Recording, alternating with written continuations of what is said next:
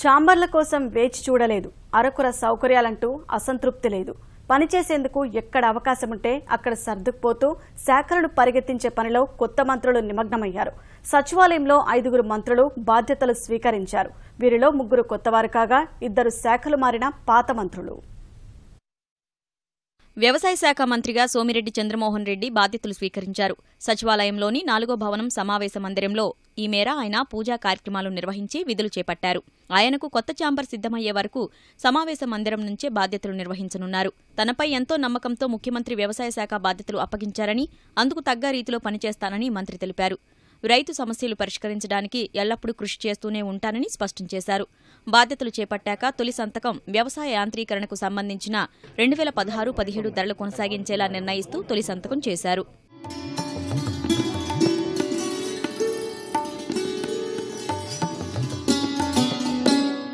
రైతుల మధ్య ఉంటాం, రైతుల కోసం ఉంటాం. ఇది రైతు ప్రభుత్వం. ఇది ఆంధ్రప్రదేశ్ అగ్రి హబ్ కింద మారుస్తాం.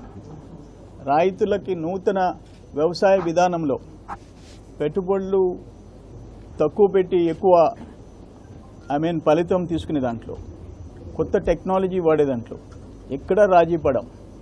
ఇతర రాష్ట్రాలతో పోటీ పడతాం. వ్యవసాయం అంటే అదేదో 2nd గ్రేడ్ 3rd గ్రేడ్ అనే అభిప్రాయం పోయే విధంగా రైతు కుటుంబాలు తీసుకొచ్చేదానికి మేము అన్ని విధాల ప్రయత్నం చేస్తాం. రాష్ట్ర మంత్రులుగా ప్రమాణ స్వీకారం చేసిన 4 మంత్రులు బాధ్యతలు చేపట్టారు. రాష్ట్ర రహదారులు, భవనాల శాఖ మంత్రిగా సిహెచ్ అయ్యన్న పాత్రుడు 9 గంటల 2 నిమిషాలకు బాధ్యతలు తీసుకున్నారు. చేపడుతూనే 3 ప్రాజెక్టులకు సంబంధించిన దస్త్రాలపై సంతకం చేశారు. గన్నవరం విమానాశ్రయం రహదారి విస్తరణకు సంబంధించిన దస్త్రంపై మంత్రి సంతకం చేశారు. ఇప్పటి వరకు రహదారులు, భవనాల శాఖ మంత్రిగా 3 మార్లు పనిచేసిన సంగతి గుర్తు చేసుకున్నారు. ఆయనకు 5వ నెంబర్ భవనంలోని దిగువ అంతస్తులో కార్యాలయం కేటాయించారు. మంచి ఇంజనీర్లు కూడా ఉన్నారు మాకు. వాళ్ళ సహకారంతో పంచాయతీరాజ్ శాఖని ఏ విధంగా చేసామో మళ్ళీ ఆర్ఎన్పి శాఖను కూడా కష్టపడి పనిచేసి ఈ శాఖను అభివృద్ధి చేసి మళ్ళీ ప్రధానమంత్రి చేతుల మీదుగా ఈ శాఖ కూడా అవార్డులు తీసుకోవాలనే లక్ష్యంతో ముందుకెళ్తాం. లోకేష్ గారికి కూడా బాగా చదువుకున్న వ్యక్తి, అవగాహన ఉంది. 2-3 సంవత్సరాల నుంచి కూడా పార్టీ కార్యక్రమాలు పాల్గొంటున్నారు. తర్వాత బాగా అనుభవం ఉన్నటువంటి ముఖ్యమంత్రి గారు నాన్నగారు ఉన్నారు. తర్వాత సీనియర్ నాయకులుగా నాకు కూడా పంచాయతీరాజ్ మీద అవగాహన ఉంది కాబట్టి అప్పుడు మేము కూడా వెళ్ళి సలహాలు ఇస్తాం. నాకంటే బాగా చేసేలాగా ఏర్పాటు చేస్తాం. మంచి పేరు ఇచ్చారు. మార్కెటింగ్, సహకార, పశుసంవర్ధక, మత్స్య, గిడ్డంగుల శాఖ మంత్రిగా ఆదినారాయణ రెడ్డి బాధ్యతలు స్వీకరించారు. ఇంకా ఛాంబర్ కేటాయించాల్సి ఉన్నందున ఐఏఎస్ అధికారి మన్మోహన్ సింగ్ ఛాంబర్లో తాత్కాలికంగా బాధ్యతలు చేపట్టి అధికారులతో సమీక్ష నిర్వహించారు. రాష్ట్రానికి ఉన్న రెవెన్యూ లోటు అర్థం చేసుకుని పనిచేస్తారని మంత్రి తెలిపారు.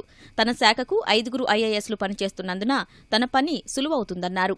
కేటాయించిన బడ్జెట్ మొత్తం ఖర్చయ్యేలా పనితీరు ఉంటుందని ఆదినారాయణ రెడ్డి తెలిపారు. మార్కెట్ ఇంటర్వెన్షన్ స్కీమ్లో ఎలా ఎంటర్ కావాలా, మనకు ఉండబడిన బడ్జెట్ ఎంత, ఏమైనా సెంట్రల్కు లెటర్ ఏ విధంగా పెట్టాలా, ఇలా ఆలోచన చేసి ప్రజలకు తగ్గట్టుగా రైతు బజార్లు ఉన్నాయి. రైతు బజార్లు ఇప్పటికే 86-87 ఉన్నట్లు చెప్తున్నారు.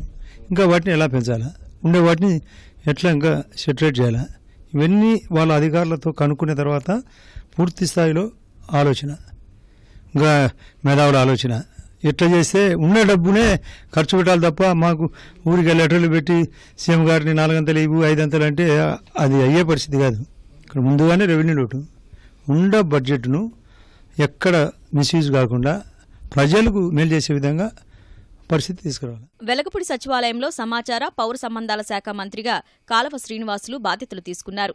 సచివాలయంలోని 4వ బ్లాక్లో పై అంతస్తులో ఆయనకు కేటాయించిన ఛాంబర్లో ప్రత్యేక పూజలు నిర్వహించిన సమాచార, పౌర సంబంధాల శాఖ, గ్రామీణ గృహ నిర్మాణ శాఖ బాధ్యతలు చేపట్టారు.